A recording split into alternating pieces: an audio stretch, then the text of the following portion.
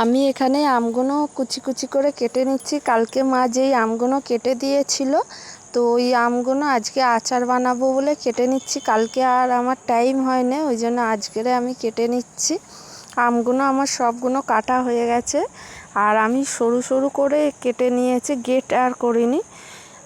আর এখানে সর্ষে, 2 রকম সর্ষে গুঁড়ো করে নিয়েছি, কালো সর্ষে আর সাদা সর্ষে, ওইটা দিলাম। আর চিনি গুঁড়ো করে নিয়েছিলাম, ওই চিনিটা দিলাম। লঙ্কা গুঁড়ো দিলাম আর হলুদ গুঁড়ো দিলাম, দিয়ে একটু নুন দিয়ে আর সর্ষের তেল দিয়ে ভালো করে মাখিয়ে নেব। আর কিচ্ছু দেবো না ওর মধ্যে, তেলটা একটু বেশি করে দিতে হবে, আর কোনো মশলা দেবো না।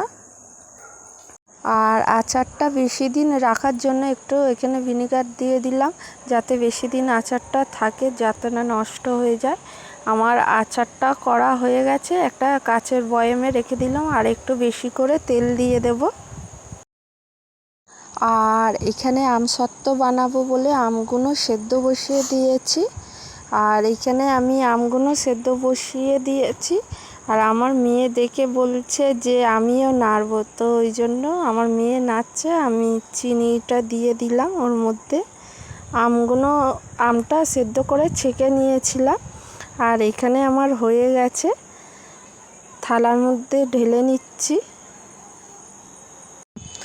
আর কালকে যেই আমসত্ত্বটা করেছিলাম, আজকে রোদ্দুরে দিয়েছিলাম, এই যে এরকম হয়েছে, আমি ভাবতে পারিনি যে এরকম হবে। আর একবার এর আগে আমার মা করেছিল, হয়নি, কিন্তু এটা খুব সুন্দর হয়েছে। তো আজকের ভিডিওটা এই পর্যন্তই থাকলো, কালকে নতুন ভিডিও নিয়ে আবার ফেরত আসছি।